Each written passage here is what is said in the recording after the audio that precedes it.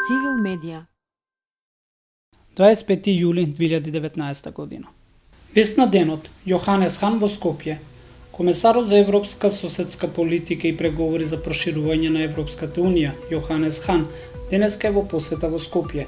Посетата е во духот на реформите поврзани со евроинтеграцијата на земјата и очекувањата на есен на Северна Македонија да и биде одреден датум за почеток на пристапните преговори.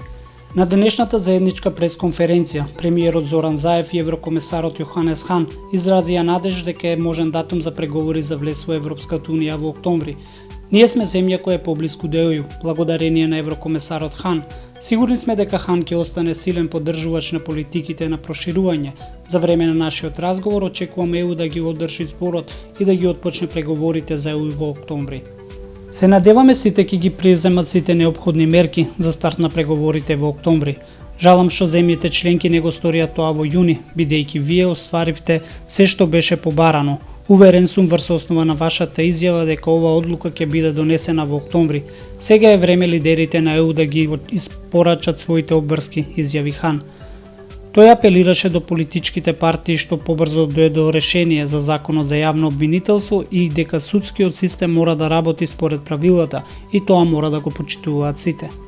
Во посета на земјата е и вршителот на должност помошник државен секретар на САД за Европа и Евроазија, Филип Рикер. Тој денеска ја посети Битола, придржуван од американската амбасадорка во земјава Кейт Бернс и оствари средба со градоначалничката Наташа Петровска. Тој изрази задоволство што повторно е во посета на Битола и ја представи новата американска амбасадорка Бернс, која за прв пат беше во официјална посета на општина Битола. Рикер го продолжи работниот престој во Скопје, каде што утре ќе се сретне со државниот врв и представниците на политичките партии во земјава. Институциите кревки во борбата со лажните вести и дезинформациите.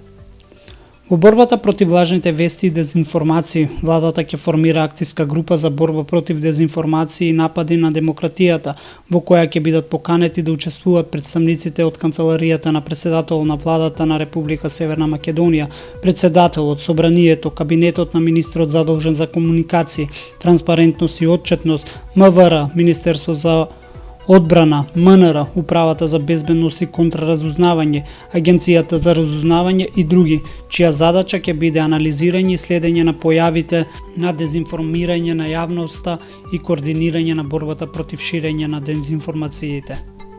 Само 6% од граѓаните сметаат дека институциите успешно се справуваат со дезинформациите. Беше заклучокот на една онлайн анкета на Цивил, дали институциите успешно се справуваат со говорот на омраза и лажните вести на социјалните мрежи и во медиумите. Флеш вести. Општина Охрид ќе постапи согласно законите по барањето на ДКСК за раскинување на договорите со Нефи Усеини.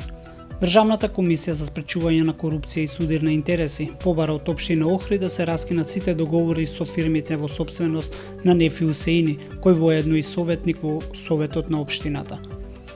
Предлог измените за поголема инклузивност во основното образование прифатени од пратениците. На вчерашната 106-та собраниска седница, доцна попладне по прво читање се прифатија предлог измените на Законот за основно образование, со кои се предлага наместо досегашниот минимален број од 24 ученици во паралелката, како минимален праг да се утврдат 20 ученици. За повеќе читајте на civilmedia.mk.